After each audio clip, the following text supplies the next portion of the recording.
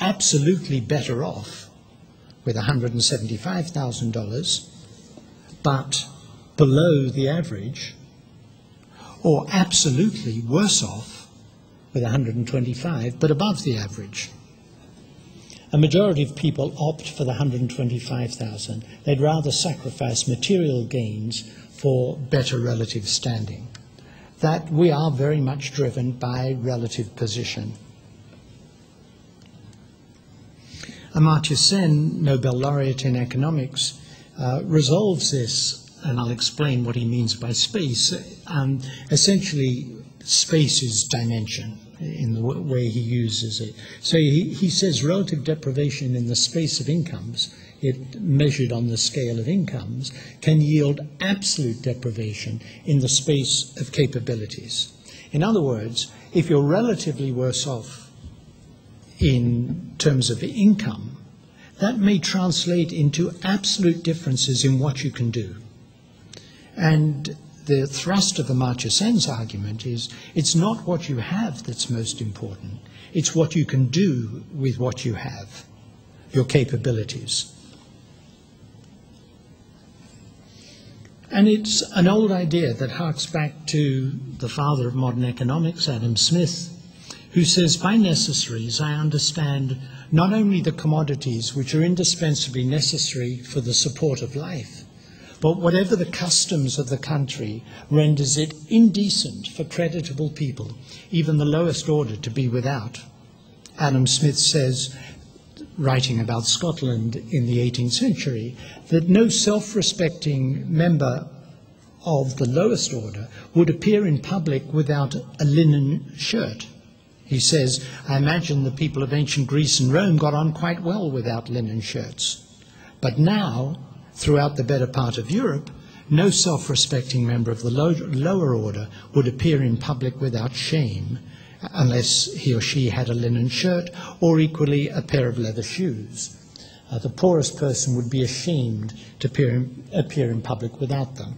And this leads me on to the idea of what it means to be a full social participant, that material conditions are important, but not important in the absolute sense of absolute deprivation. They're important because they allow you to partake of society. If having a linen shirt or leather shoes means you can take your place in public without shame, then having the wherewithal to buy a linen shirt and leather shoes. Which of you has not had a child say, my life is over because I haven't got a new pair of trainers or sneakers and I can't appear in public? This is Adam Smith. And the third importance of money for health, if you're really swimming in it, money I mean, then it's a way of keeping score. It's not simply relative position. And this example that I like of the Oscar winners, Oscar-winning actors and actresses lived an astonishing 4 years longer than their co-stars and the actors nominated who did not win. And it's most unlikely that this is simply a matter of more money buying you longer life. The nominees, the also-rans, the ones who were nominated and didn't win, made something like 50 films on average. So they were hardly in penury. And that 4 years is enormous. Winning the Oscar is like reducing your chance of dying from a heart attack from about average to 0. That's enormous. So that's what I mean by if you're really swimming in it, it's a way of keeping score. Even at that exalted level, then boosts to status, to self-esteem, have this huge impact on life expectancy. And in my book, The Status Syndrome, I put together the idea that what's important underlying the social gradient is human flourishing, which we can describe as autonomy or control over life circumstances, the opportunity for full social participation in the Adam Smith sense, and health, and that these three are closely related. And indeed, autonomy and social participation are closely related to health. And to give you some of the evidence for that, some of the psychosocial pathways by which social circumstances affect health. There was a football match in Europe. Getting excited about football, I know, is something foreign to people in Brazil, but in Europe they do get excited about football. And on June the 22nd, 1996, the Netherlands played France in the quarterfinals of the European Football Championships held in England.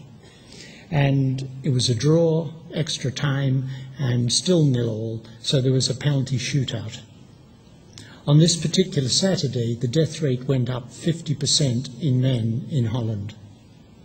41 men in Holland dropped dead from a heart attack or stroke, which was 50% more than expected from the previous years or the days before or after. Of about 15 million people who live in the Netherlands, it was estimated that more than 8 million were watching that match. I suspect 7.5 million men and a few women. And, of course, this excess death rate was only in the men, not in the women. It's just one slightly quixotic example of how acute stress can increase heart attack rates. The question is, what about the chronic situation? When does a psychological threat become a stress? And there are various modulating factors. How much control you have over that threat, its predictability, the degree of support you have, the degree to which that threat is a threat to status, and the presence of outlets. And there's good human evidence. This summary comes from animal evidence, but there's good human evidence to support each of these. The fight or flight response, which you know well, is the response of an animal to physical stress or threat, and there are a large number of neural hormonal changes. The autonomic nervous system and the HPA axis are both, of course, importantly involved. And the sort of model that we've been using is we start from the social structure, affects work and the more general social environment, impact on health behaviors, but also direct psychological impact on the brain, neuroendocrine and immune system, pathophysiological changes and organ impairment, and impacts on well-being, mortality and morbidity, and it plays out on the substrate from early life, genes and cultural difference. And we have evidence for each of those. So if we look at the HPA and the sympathetic, parasympathetic nervous system, these are Whitehall 2 data. So these are civil servants. We measured salivary cortisol throughout the day, and higher grade civil servants and lower grade civil servants, and you can see the diurnal variation in cortisol, but through most of the day, and particularly in the morning, you see these big differences. The high grade civil servants have lower levels of salivary cortisol, which we think is a stress hormone.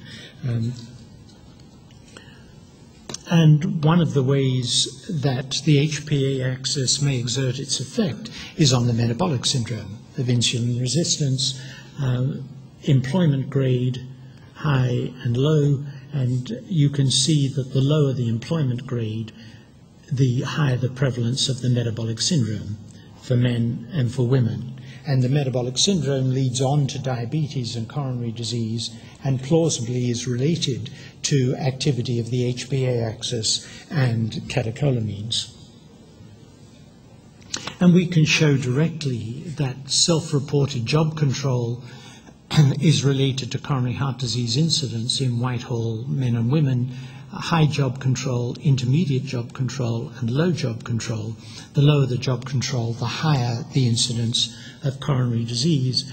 And here we've controlled, adjusted for effort-reward imbalance, and I'll come back to that in a moment, but you can see it makes no impact on the association between low control and high coronary disease. And here we've adjusted for grade of the standard coronary risk factors and the potential reporting bias of negative affect, and again it makes no difference to this association between low control in the workplace and increased risk of coronary disease.